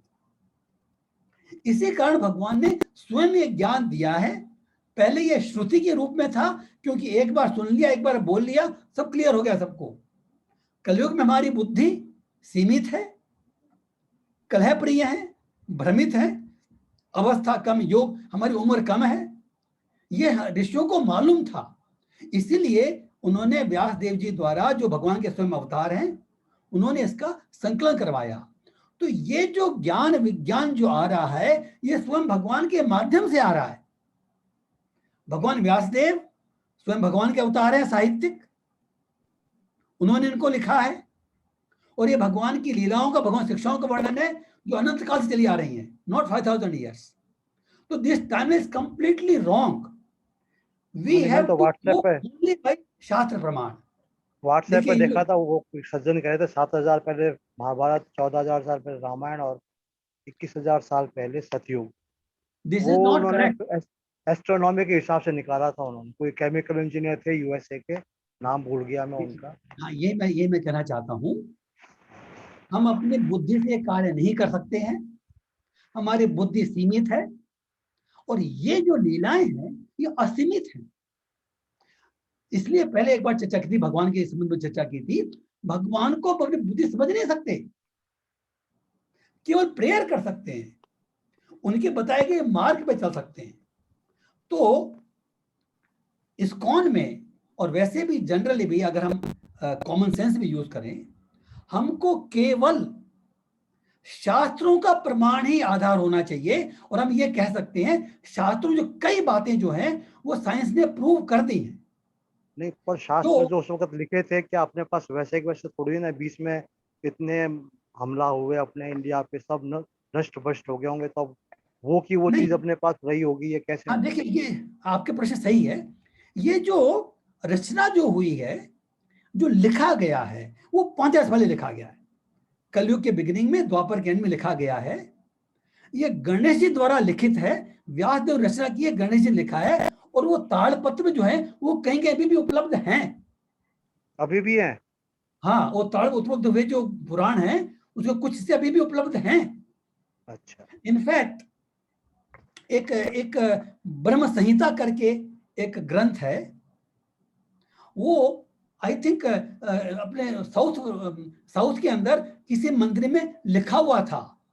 वो चैतन्य महाप्रभु ने उसको रिवील किया, वहां के लोकल लैंग्वेज में लिखा हुआ था। तो हमारे शास्त्रों का प्रमाण जो है, ये ताड़पत्र में लिखे हुए ग्रंथ अभी भी अवेलेबल हैं, कहीं ना कहीं हैं ये, because we are not that keen to protect it. लेकिन ये अभी भी आई थिंक जर्मनी के अंदर ये प्रोटेक्टेड हैं कुछ हद तक, वहां के साथ लेके गए थे शुरू शुरू में। तो ये ताड़पत्र पे लिखे हुए ओरिजिनल जो ग्रंथ हैं वो भी उपलब्ध हैं, क्योंकि पहली बार वही लिखे गए थे ये। उसके पहले शुद्ध ज्ञान था, उसमें उसमें विभ्रम होने का चांस नहीं था, क्योंकि वहां पर उस पर लोग इंटेलिजेंट थे। एक बार बोला, एक बार सुना तो सबको याद हो गया, निग्रेस का सब कुछ हो गया। ये कलयुग के लोगों के लिए ही ये लिखा गया है। तो हमको किसी भी हालत में किसी व्यक्ति विषय, देखिए इसलिए इस्कॉन में कभी भी ये नहीं कहते, गुरु को हम भी पूजा करते हैं, गुरु की भगवान के साथ पूजा करते हैं, बट वी नेवर क्वेश्चन भगवान, वी शुड नॉट। हमारा जो उपदेश, हमारा जो उद्देश्य है वो केवल शास्त्र प्रमाण ही है। तो शास्त्र जो प्रमाण है ये लिखे गए प्रमाण हैं, संकलित प्रमाण हैं, और इसी के आधार पर पढ़िए। देखिए प्रमाण पुराण बहुत सारे हैं, इनका जो निचोड़ है ये भगवत गीता है, और ये विश्व में हर जगह संस्तुत है। अगर भगवत गीता की शिक्षा देखेंगे तो कुरान और बाइबल से भी इसके कुछ अंश मिल जाएंगे। तो जो बेसिक शिक्षा है वो मैंने पहले बार चर्चा की थी, principles are same, details are different, and we catch hold of details and we forget principles. This is all झगड़ा। जितने भी आखिर झगड़े जो प्रिंसिपल तो हैं, सब में एक ही है, सब दर्शन में हाँ प्रिंसिपल तो एक ही है। Exactly exactly. तो वो तो प्रिंसिपल मानवता एक धर्म है है, सबका। यस, क्योंकि प्रिंसिपल्स एक हैं, दिस इटसेल्फ इज प्रूव्ड कि जो हमको ज्ञान दिया है वो सही है। और पर्टिकुलरली भगवत गीता का जो ज्ञान है वो सबसे अधिक विकसित ज्ञान है। इस भगवान ने स्वयं कहा है कि जानने के बाद और कुछ जानना शेष नहीं रहेगा। कुरान में, बाइबल में भी ये कहा गया है, वी कैन कोट देयर सुराज एंड देयर आयतें, कि there is much more to reveal, but I can not reveal because you are not fit for getting it. उनकी जो सोसाइटी थी, जिस सोसाइटी में वो उपदेश दिया गया, they can not digest it. तो भगवान उतना ही बताते हैं जितना डाइजेस्ट हो जाए। लेकिन जब भगवान ने भगवत गीता उपदेश दिया अर्जुन को, उन्होंने कहा, 7 चैप्टर में देखेंगे हम, कि जो तो बताने जा रहा हूं उसे जानने के बाद और कोई शेष नहीं रहेगा। तो we don't have any reason to doubt this.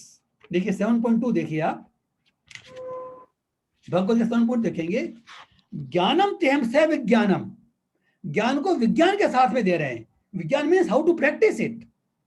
इदम वक्ष्यामि अशेषतः है, यद ज्ञात्वा न भूयत ज्ञातम अवशिष्यते। मैं तुम्हें पूर्ण रूप से व्यवहारिक और दिव्य ज्ञान कहूंगा, इसे जान लेने पर तुम्हें जानने के लिए और कुछ शेष नहीं रहेगा। तो जो पराकाष्ठा है वो भगवत गीता है, 700 श्लोक हैं इसमें, ये निचोड़ है और ये विश्व के हर कोने में ये एक्सेप्ट किया गया है, क्योंकि भगवत गीता की शिक्षा ऐसी है जो हम कहते हैं वसुधैव कुटुंबकम, उसके हिसाब से है। ये हिंदू धर्म के लिए नहीं है, हिंदू वास्तु धर्म था ही नहीं कभी, ये सनातन धर्म है। हम कभी नहीं कहते कि भाई जो, हम तो ये कहते हैं कि जो भगवत माने वो सनातन धर्मी है, वो हिंदू है। कोई धर्म विशेष के लिए नहीं है ये, इसमें कहीं भी धर्म की बात नहीं की गई है कि आप इसको, ये मानव की बात की है, और ये भी मानव से बढ़कर ये तो जीवों की बात करता है। भगवत गीता तो सारे जीवों को भगवान का अंश बताता है। मैं वांशो जीव लोके, जीव वो सनातन है। सुर सर्वभूतानाम, भगवान कह रहे हैं मैं सब जीवों का हितैषी हूं, नॉट सर्व मनुष्याणाम। तो ये सारे जीवों की बात हो रही है, forget about all kinds of मनुष्य। तो ये इटर्नल शिक्षा है, and we don't have any reason to doubt, and we should only follow Bhagavad Gita and Bhagavatam, that's it. क्योंकि हम किसी की शिक्षा पे जाएंगे तो हमारे भ्रमित होने के बहुत बड़े चांस हैं। और इस कलयुग के अंदर तो जैसे समय समय पर वो जो क्या बोलते हैं, उसके प्रभंश हो जाते हैं। जातिवाद का प्रभंश हो गया, वैसे धर्म का भी प्रभंश हो गया। धर्मों की, भगवानों की फैक्ट्री बनी हुई है साउथ इंडिया में। कोई ये भगवान है, वो भगवान है, ये भगवान है, वो भगवान, बहुत फैक्ट्री बनी हुई। हाँ, तो we have to go only by Bhagavad Gita and Bhagavatam, and that's it, nothing else is required. Hare Krishna. This you have to accept it, simple. Thanks प्रभु जी, thanks for a very wonderful question. बहुतों के मन में प्रश्न होगा। मैं पूछ सकता हूँ साहब? हरि बोल, डेफिनेटली नवीन जी। हरि बोल।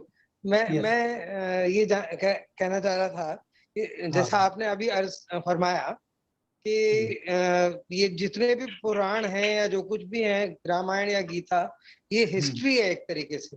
लेकिन यहाँ तक कि रामायण आपका लास्ट आवाज साफ नहीं है, दोबारा बोले प्लीज। मैं ये कह रहा हूँ कि मतलब ने फरमाया था अभी कि जितने भी मतलब पुराण हैं, जितने भी ग्रंथ, उनका संकलन व्यास जी ने किया, है ना? करेक्ट। लेकिन ये भी एक कहावत है कि वाल्मीकि जी ने रामायण पहले लिखी, उसके ऊपर एक्ट रामचंद्र जी ने बाद में किया। देखिए उसमें ऐसा है, मतलब हिस्ट्री नहीं थी, Ramayana was not a history, it was written much prior to the birth of even Ram. No, that is not correct. See, ये आपकी बात पार्शियली सही है। वाल्मीकि जी ने रामायण जब लिखी थी उसमें सारी लीलाएं नहीं हुई थी, राम जी जीवित थे। अगर आप वाल्मीकि रामायण के शुरू में जाएंगे तो उन्होंने प्रश्न किया था कि भाई मैं किस ग्रंथ की रचना करूं, किसके बारे में लिखूं। तो उनको नारद जी ने उपदेश दिया था कि इसमें अयोध्या नरेश श्री रामचंद्र जी हैं, उसमें वो जन्म ले चुके थे, तो उनकी लीलाओं को उन्होंने स्मरण किया। उन्होंने देखा नहीं, उन्होंने ध्यान में स्मरण किया और लिखा, और साथ में जो फ्यूचर में होना था वो भी लिखा। ये बात भी सही है। लेकिन जब उन्होंने लिखा उसमें श्री राम जी का जन्म हो चुका था, he was present and he was instructed by lord Narada to glorify, to describe about Lord Rama. बिल्कुल ठीक बात। हाँ, तो हमारे जैसे जो व्यास जी ने जो लिखा है, इन्होंने आप देखेंगे भागवतम के अंदर नारद जी ने इनको, नारद जी भगवान के अवतार है, व्यास भगवान अवतार है, हमको सिखाने के लिए। उन्होंने कहा कि आप ध्यान में जाइए, आप पूर्ण शुद्ध व्यक्ति हैं, आप ध्यान में जाइए और भगवान की लीलाओं को, भगवान को, शक्तियों को देखो। तो ठीक बात। व्यास जी ने भी इन सारी लीलाओं को देखा है, स्वयं अनुभव किया है, वो फिर लिखा है। तो ये सारी लीलाएं पहले हुई थी, लेकिन हमारे ऋषि इतने पावरफुल हैं, योग के माध्यम से और भगवान की भक्ति के माध्यम से इतने पावरफुल हैं कि दे कैन डू वंडर्स विच हमको वंडर्स लगते हैं। तो व्यास जी ने इन सारी लीलाओं को देखा है, प्रैक्टिकली अपने ध्यान में उसको देखा है, भगवान की शक्ति को देखा है, भगवान को देखा है, वो फिर लीलाएं लिखी है। तो जो रूप का वर्णन करते हैं वो रूप का वर्णन भी साक्षात है, इसलिए जब प्रतिमा बनाते हैं, भगवान की मूर्ति बनाते हैं, तो देखते हैं कि शास्त्र में क्या लिखा है कि भगवान किस तरीके के हैं। जो भगवान कृष्ण का श्याम सुंदर त्रिभंग रूप है, त्रिभंग रूप अगर आप देखेंगे वो किसी और भगवान का नहीं मिलेगा, रामचंद्र जी का नहीं मिलेगा, वो स्ट्रेट मिलेंगे हमेशा, लेकिन भगवान कृष्ण का त्रिभंग रूप मिलेगा, हमारे शास्त्रों में लिखा है। तो ये स्वप्रमाणित है, हमारे आचार्यों ने, ऋषियों ने स्वयं अनुभव किया है और अपने अनुभव के आधार पर विज्ञान के सहित ये ज्ञान लिखा है। इसलिए हमको इसके बाहर जाने की बिल्कुल भी आवश्यकता नहीं है, क्योंकि 18 पुराण बहुत ज्यादा होते हैं, वेद बहुत ज्यादा हैं, लाखों श्लोक हैं। We need not go, basic knowledge Bhagavad Gita 700 shlokas, और उसका इंस्पिरेशन लेने के लिए उनकी स्टोरीज, लीलाएं, श्रीमद् भागवतम, बस दैट्स इट। ग्रंथ नहीं, अभी एक बार आपने एक चीज और बताई थी, है ना? हाँ। तो ये हिरण्यकश्यप जो है वो भी एक आत्मा ही थे। हाँ, भगवान के भक्त थे वो भी, परमात्मा के ही अंश थे, परमात्मा के अंश थे, तो ऐसी उनकी मतलब परमात्मा से है, परमात्मा से उनकी क्यों, क्या किस बात की दुश्मनी थी? क्यों वो मतलब विष्णु के अगेंस्ट में हो गए थे हिरण्यकश्यप? अच्छा, फिर ये मन और आत्मा इनमें क्या डिफरेंस है? बहुत वाकई में बड़े बेसिक क्वेश्चंस हैं ये वाले, जो कि हर एक इंसान के मन में आता है कि मन और आत्मा में क्या। देखिए ऐसा है, जो जीव तत्व है ना, जय विजय भी जीव तत्व थे, भगवान के भक्त हैं, जीव हैं। हम लोग जो जीव हैं वो है भिन्नांश, सेपरेटेड एंटिटीज। ममे वांशो जीव लोके जीवभूत सनातन है। हम लोग भगवान के अंश हैं लेकिन भिन्न है, और जो भगवान के अवतार हैं वो उनके स्वांश हैं। तो भगवान में हमारे में बेसिक डिफरेंस है। ये एक बहुत बड़ा टॉपिक है, हमने पहले लिया था, इसको कुछ डिटेल नहीं ले सकते हैं। भगवान परम स्वतंत्र है, कंट्रोलर है, और हम कंट्रोल्ड हैं। तो हम भगवान के अंश हैं, भगवान नहीं बन सकते, भगवान गुण नहीं ले सकते, ठीक है?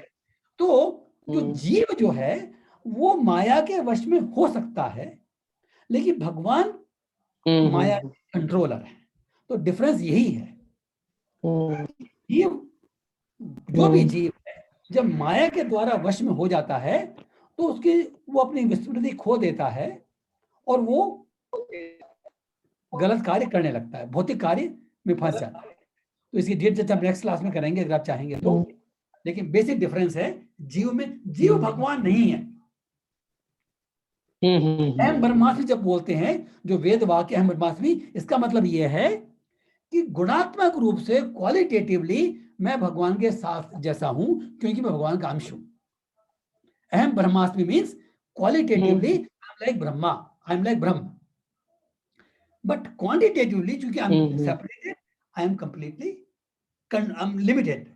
भगवान अनंत है, हम लिमिटेड है, ये डिफरेंस है।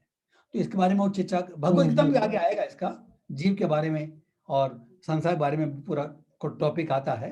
शॉर्ट में हम ले सकते हैं next time if you want, but नहीं हो सके तो अगली बार थोड़ा सा ये 2 पॉइंट मेरे हैं, है ना, उनको आप अगले बार हो सके तो, अभी तो टाइम खत्म हो रहा है ना, समझ रहा हूँ, है ना, टाइम का कांस्टेंट है। एक तो ये मन और आत्मा, इनमें डिफरेंस नंबर 1।